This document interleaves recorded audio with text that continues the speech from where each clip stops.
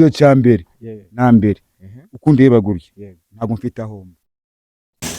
Zino marine bazijyane kuzivura urumva mbere na mbere giye babaha veni kandi nayo ntibayafatira igihe kimwe ugasanga nta hantu bamaye gusa ngo niyegeke ntabwo ari iwanjye n'ejo n'ubu bambwa ati genda nkahita ngenda nkaho bagira nibyo aho ngaho ntabwo babahaye ingurane ikwiriye na polisi yongere n'amapingu menshi kubera yuko bano bana bafite ubujura byabaye birebire basanze ngo ndi mariye kandi ngewe ntabwo nigeze nkora mariage.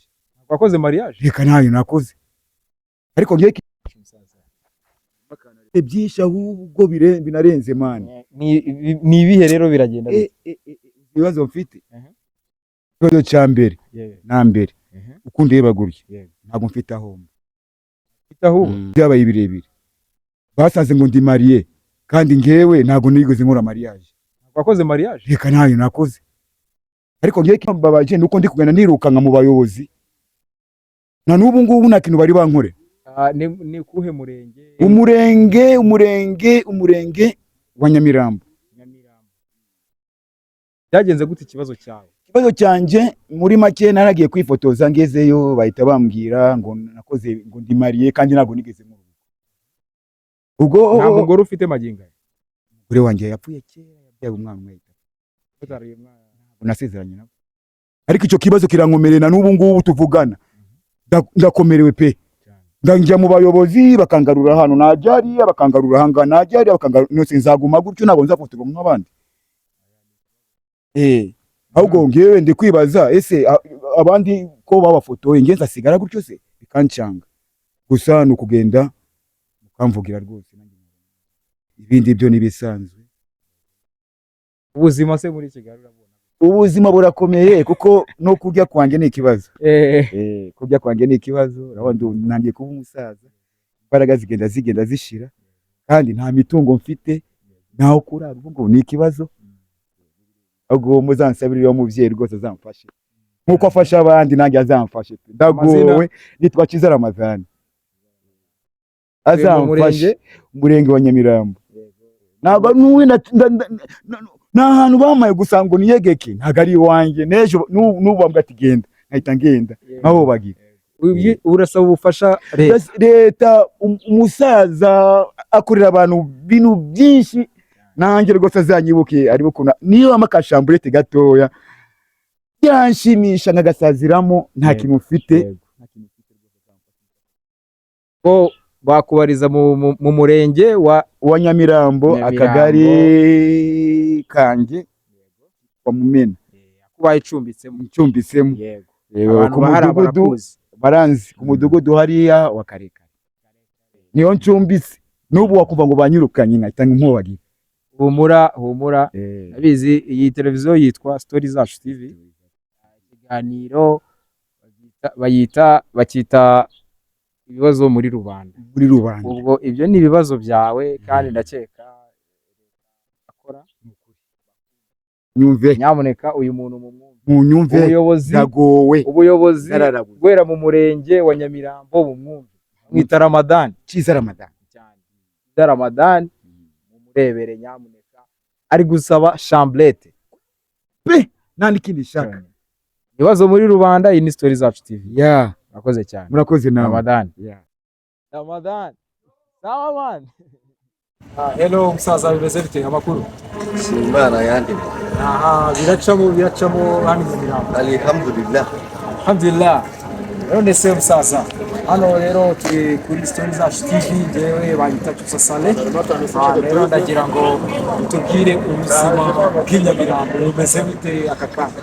ubuzima bw'Inyamirambo urumva barahanda urumva babuze ibyo kurya hari n'abajya kurara muri za rigori urumva kugira ngo bafate abakire babibe urumva ariko Inyamirambo urumva hari marine nyinshi. Iyo ushatse kuvuga marine ubwo umuntu utabyumva marine twavuga ko ari abana b'inzererezi dufata nk'inzererezi. None se ni ikihe cyifuzo cyawe nk'umujene? Urabona uracyari mutoya ariko nawe urabona ko ubuzima sinzi uko bumeze, ari good. ntabwo ari bwiza. Aha ndagira ngo rero ubashe kuba hari icyo wabwira abadukurikiye cyangwa se abashobora kuba bagira icyo bahindura ku buzima bw'abana b'inyamirambo cyangwa se ubuzima ubona bubi abana babayeho, n'iki wababwira? Igihe kintu nababwira mbere na mbere ndabanza kubwira gavumenti, leta y'u Rwanda, urumva gukora nta turubi nyinshi, urumva hajeho patrubi y'irondo, urumva zino marine bazijyane kuzivura, urumva mbere na mbere leta n'iki kintu cya mbere nirakije leta bazifunga zino marine, urumva nimara kuzifunga, urumva na polisi yongere n'amapingu menshi, kubera yuko bano bana Bafite ubujura bukabije. Iyo tuvuze ubujura bukabije burundu kuvuga ngo ushobora kugoye wanitse umwenda n'ubusanga. Ntabwo usanga reka n'umwenda ni hahandi unateka ibiryo ukabishyira ku mbabura ugashyira imbabura hanze, nyuma wajya nko muri tuwarete mu bwiherero, ugasanga umwana yatwaye ibiryo wari watetse wahashye kugira ngo ugiye kurya amage, ugasanga umwana arabukwiriye. Ese ubundi ubona biba kubera iki? Ni iki kibazo? Biba kubera inzara kuko ntabwo waba uhaze ujye kwiba kuko ushonje. Ni iki rero babwira ababishinzwe hano mu murenge wa Nyamirambo? Mu murenge wa Nyamirambo icyo nababwira, bagomba gukaza ibintu by'irondo kuko marine zibarizwa. Ikijyanye n'inzara leta ntabwo yatubwira ngo biduhaza twese, ariko ikintu ugomba gukora ni ukureba ukuntu abo bana bajyanwa mu bigo, bajyana mu bigo by'abantu bakize, kuko muri kino gihugu ntabwo twese turi abashonji, harimo n'abantu bakize bageze, hari abafite amafaranga. Ubwo ushatse kuvuga mu ngo bashakirwe badapfa, ariko ikibazo ni uko muri kino gihugu ntabwo habamo iyo porogaramu yo kwadapfa n'abantu b'abakire, kuko babiciyeho kubera yuko bavuga yuko umwana wadapfa ushobora kumwadapfa, urumva ugasanga uraje uramureze. Hano Mumena Nyamirambo. Urabona badukoreye n'uruhurura iratubangamiye, mbega ntago irimo gukorwa kandi igomba gukorwa byiza, kandi bikaba byatubera byiza bikatunogera.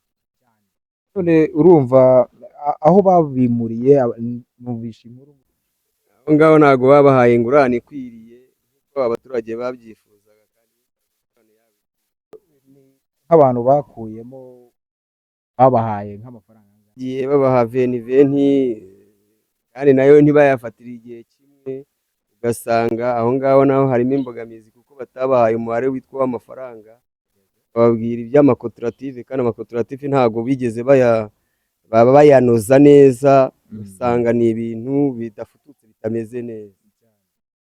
mukaba mwebwe mwifuzaga iki? Cyangwa se ubundi se ni umujyi wa Kigali wabimuye? Ndakeka ni umujyi wa Kigali. niyihe message mwabagenera, we butumwa mwabagezaho? Nkuko bareba umuturage bakamuha ingurane yari ikwiranye n'ibye, abona ingurane nziza ikwiye.